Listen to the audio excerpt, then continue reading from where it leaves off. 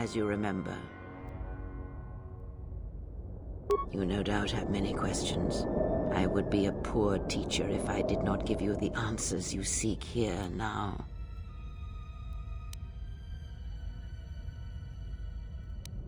I never destroyed Atris. She had destroyed herself. I merely stripped away the illusion and brought her truth.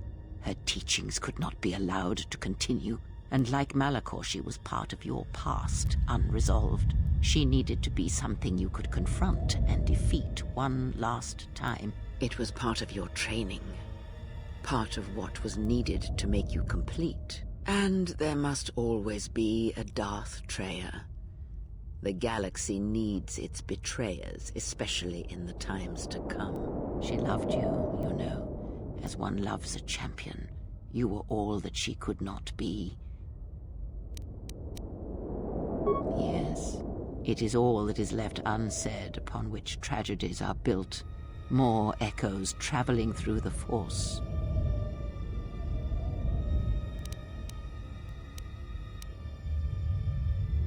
Perhaps you were expecting some surprise, for me to reveal a secret that had eluded you, something that would change your perspective of events, shatter you to your core.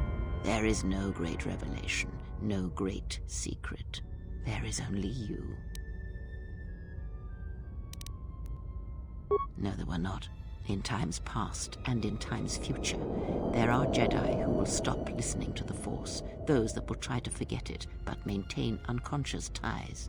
And those, as in the past, just as I, who have had the Force stripped from them. But no Jedi ever made the choice you did, to sever ties so completely, so utterly, that it leaves a wound in the Force. It was a mistake to try to make you feel it again, I see that now. There is no truth in the Force. But there is truth in you, Exile, and that is why I chose you.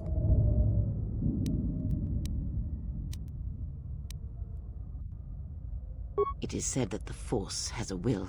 It has a destiny for us all. I wield it, but it uses us all, and that is abhorrent to me, because I hate the Force.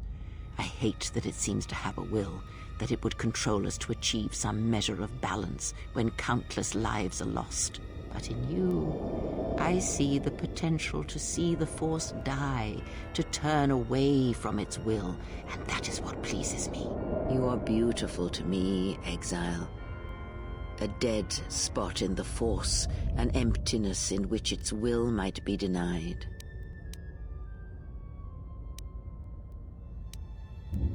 I use it as I would use a poison, and in the hopes of understanding it, I will learn the way to kill it. But perhaps these are the excuses of an old woman who has grown to rely on a thing she despises.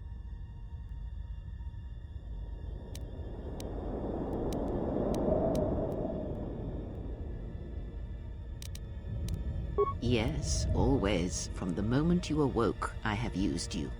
I have used you so that you might become strong, stronger than I.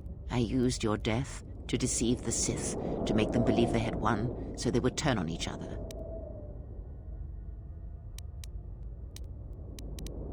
I used you to keep the Lords of the Sith from condemning the galaxy to death with their power unchecked.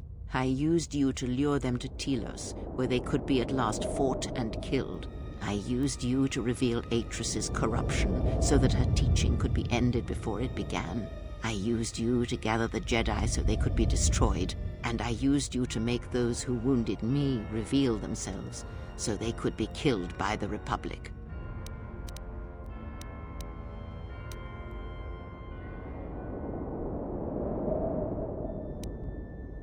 I have thought of this moment more than you know, and I wondered if here, at this ending between us, if you would care enough to try to save me. If a Jedi could find it within themselves to spare one who has fallen so far. I wanted you to say those words. For that I am grateful. But I do not want your mercy. I want you to break.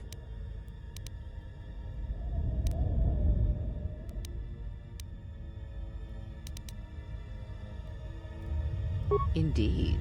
Perhaps it is merely your perceptions of me that have changed.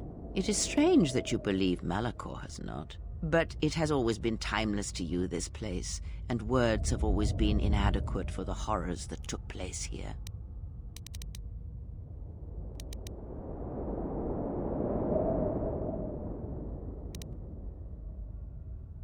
The apprentice must kill the master. If you do not, I will kill you. If I do not, then all you have achieved will be as nothing, as empty and as violent as Malakor itself.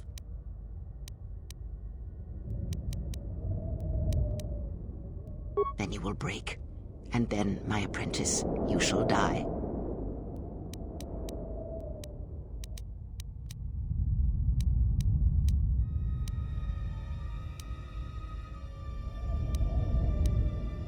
The apprentice